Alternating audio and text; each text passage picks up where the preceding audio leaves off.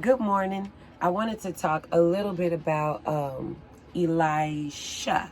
Now, Elisha and Elijah were walking together, and Elijah was about to be taken up and received by God. He was an awesome prophet, and God was about to just take him.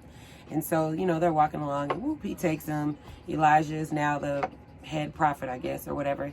And he is, he's just going to perform his first miracle. He fixes the water in the land so that it's not bad water anymore. And he is leaving and going up to Bethel. So as he's going up to Bethel, there's some little kids that meet him, 42 to be exact. And they're like, "Go up, bald head. Go up, bald head." Because Elisha's head was bald. So they're just saying, "Go up, baldy. Go up, baldy." And they're just calling him names and being real disrespectful to the prophet.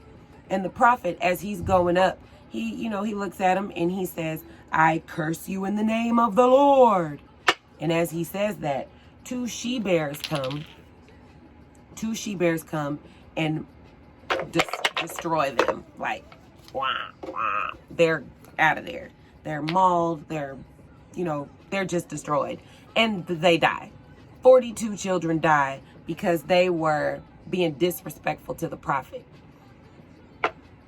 Now that reminds me of a scripture that is found in Psalms 105 and 15. It says, "Touch not my anointed and do my prophets no harm." There's a lot it's only 3 verses in the Bible, but there's a lot to take away from that. One, children and adults alike need to be respectful, especially to the man of God. Like, you cannot put your mouth on a man of God. They didn't even touch him. They didn't, get guns and knives and try to kill him. They were just speaking in a mocking way to the man of God, and it caused them to die because they were saying things about the man of God who had just, performed a miracle, and he was on his way to probably perform another one. But we as people have got to learn to keep our mouths off the man of God, because when we don't, bad things could happen. Now, he actually turned around and cursed the little kids and said, "I curse you in the name of the Lord." But, you